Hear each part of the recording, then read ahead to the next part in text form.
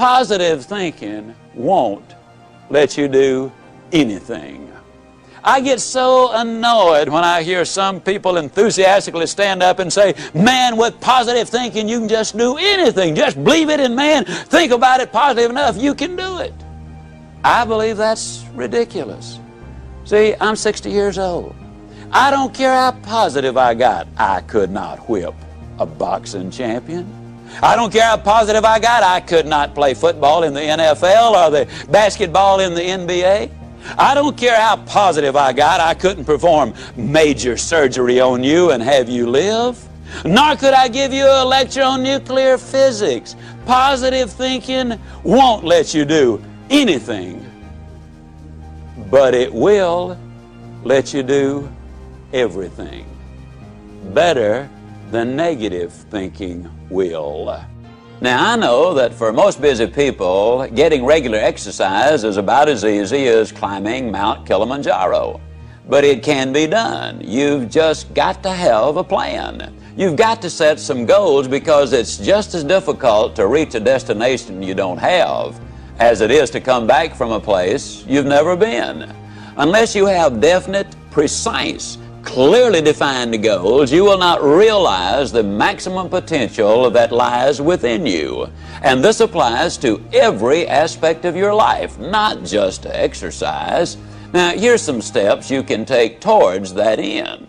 First, identify your goals, and next, set a deadline for reaching them. Make a list of obstacles you have to overcome to reach your goals. Identify the people who can help you overcome those obstacles, and make a list of skills you have and those you need to achieve your goals, and then develop a plan.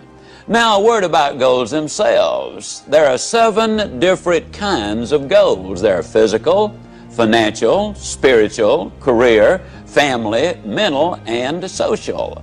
And these 7 types of goals share several characteristics. First, to be effective, they must effect change.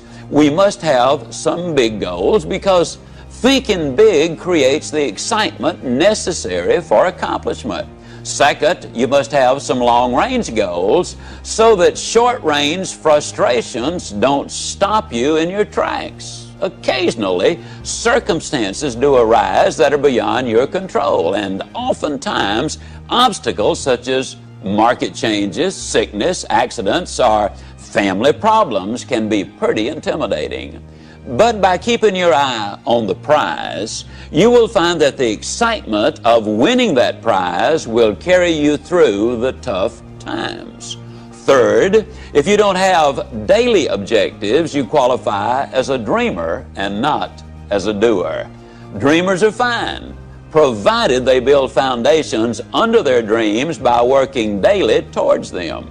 Often, the difference between the great and the near great is the awareness that making it big means working every day towards our long-range objectives.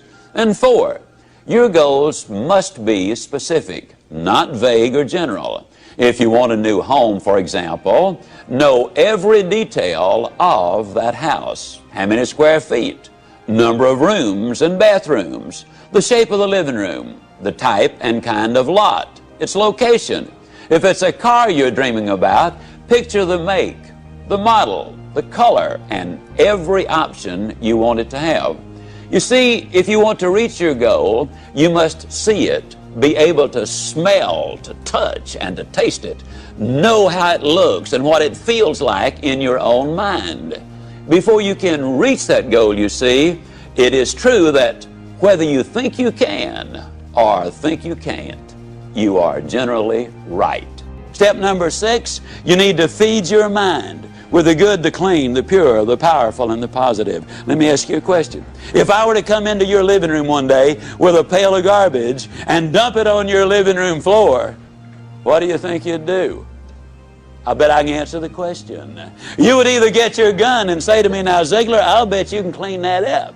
Or you'd get on the telephone and you'd call the police. Or you'd whip me as long as I was there. Those are things you would probably do. I mean, and then for months you'd be talking about this crazy guy came in my home, dumped garbage on the floor, ought to shot him. As a matter of fact, I wish I had. But we could clean the garbage up off your living room floor. But what about the garbage that we dump in our mind every single day? Einstein said that it takes 11 correct inputs to overcome one incorrect input. And a lot of the things which go in our minds and in our children's minds is not a thing in the world but pure garbage. I would ask you to do this. Evaluate what you read and what you view. Evaluate it in this light. Will this really help me to accomplish my objectives in life? Or is this going to be a deterrent to me accomplishing my objectives in life? Remember, you're what you are and where you are because of what's gone into your mind. And you can change what you are, you can change where you are by changing what goes into your mind. Now, as you probably suspect, I'm an absolute enthusiast about the cassette recorder. I believe it's the most fascinating educational tool that we have in our country.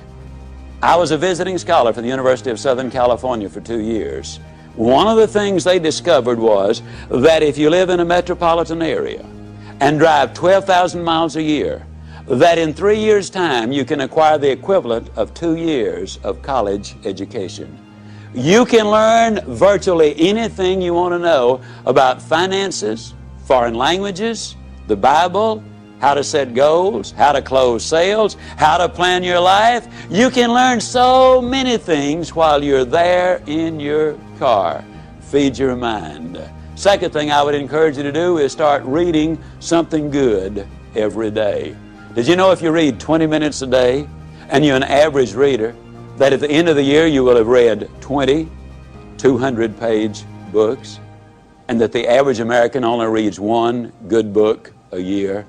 Think of what an advantage that will give you over the competition in whatever field you're in. Now, who does these things? Well, Mary Kay Ash of Mary Kay Cosmetics told me that she would never get in her car without a cassette that she could listen to while she was going somewhere. H.L. Hunt, worth $3 billion at his death, listened to cassette recordings until after he was 80 years old. Wallace Johnson, one of the co-founders of Holiday Inns International, over 80 years old, tells me he listens every day and reads at least 2 good books every month.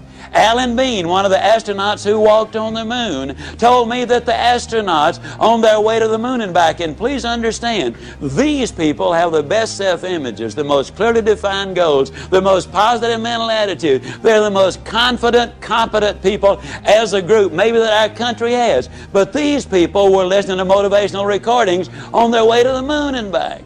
And what a delight it is for me to be able to say that some of the recordings they were listening to were fantastic.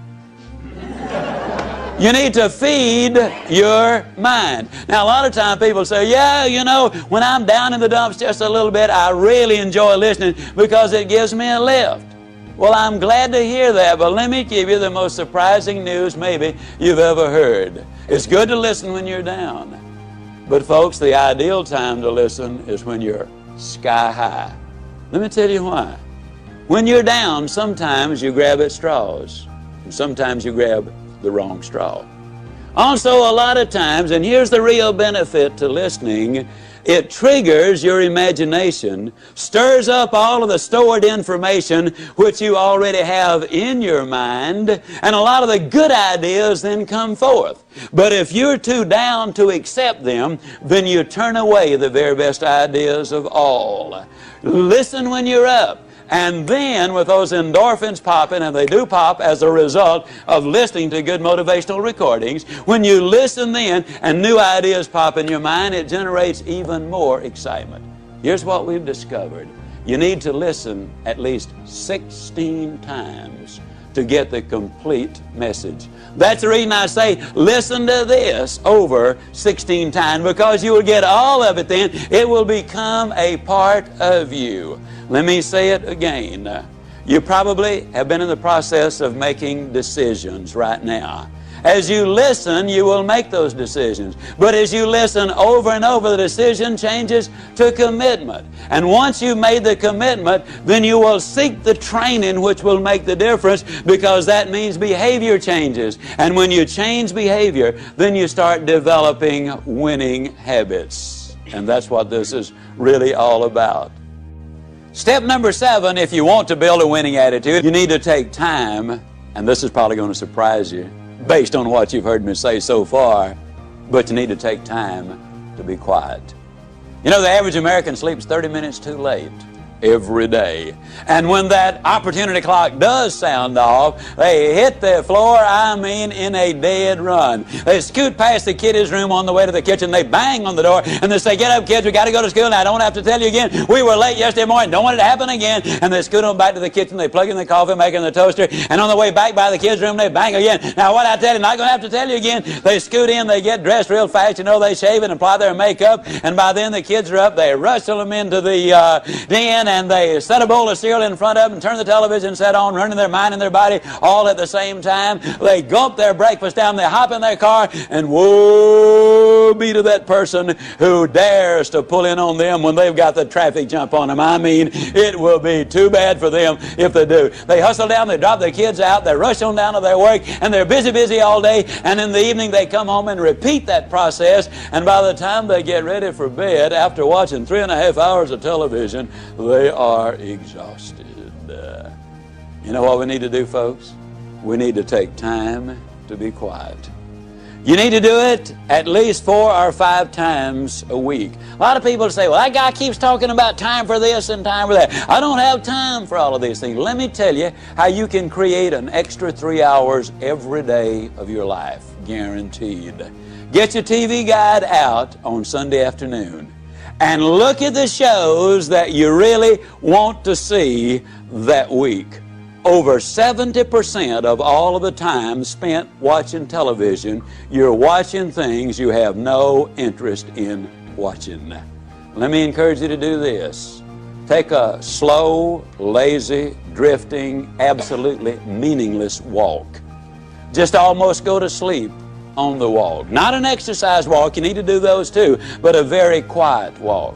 Pick out a place in your home where you can be absolutely quiet on occasion. If you have to get up 30 minutes earlier, that's wonderful. I don't know why, but I seem to wake up earlier in the winter months than I do in the summer months. And when I get up, it's pitch dark. I have a nice little office. I go in there and I turn on the gas log. And I sit there. And every time I do that, without exception, I have the most exciting day of my life. I simply run through my mind the things I'm going to be doing.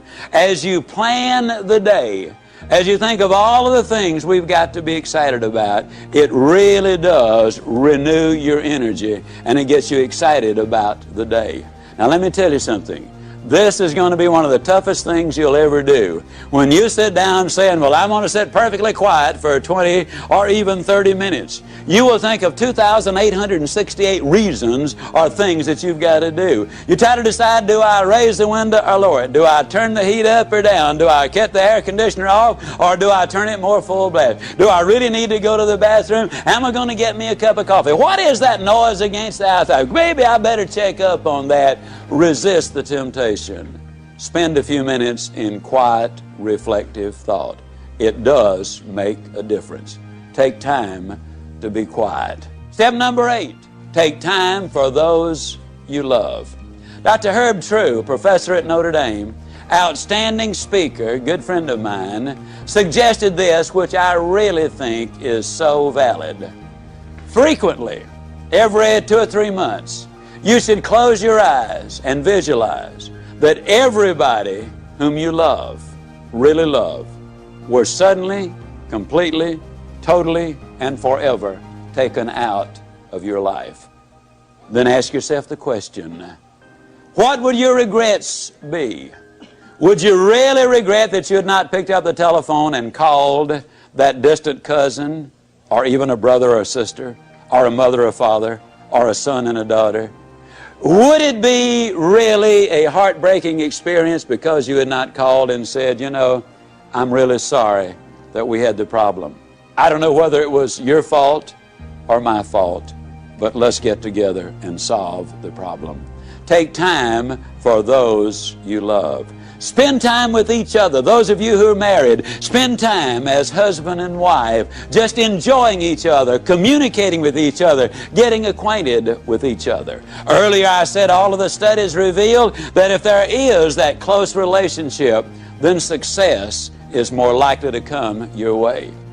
Korn Ferry International, an executive search firm in New York City, in conjunction with the UCLA School of Management, did a study on 1,362 vice presidents, men and women who were aspiring to the president's chair. Their average income was $215,000. They had spent an average of 15 years working for the company, and the most lucrative of them, those who had the highest paying of all the jobs, had had 2 or fewer jobs in their lifetime. They were loyal to their company. 87% of them were still married to their one and only mate. 92% of them were raised by 2-parent families. But the story has even more.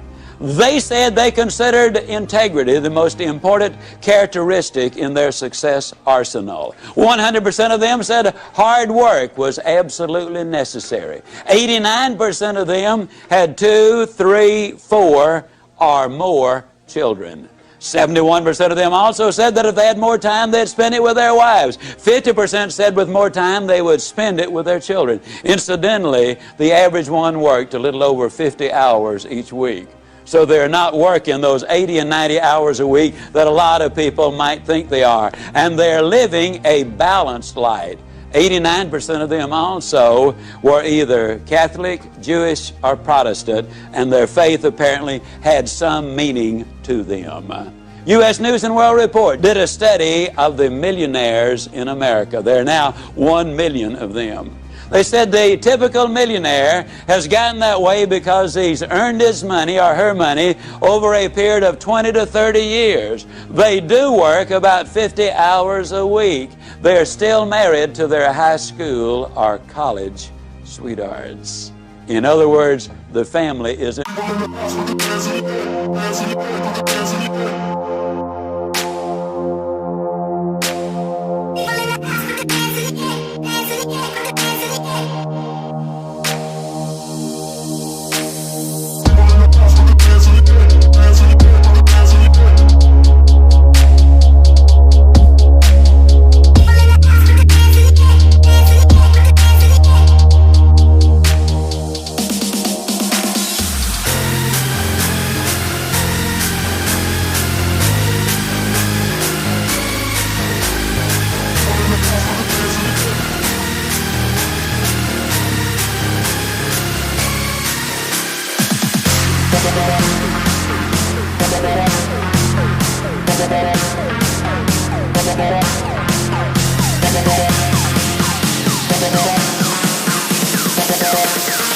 We'll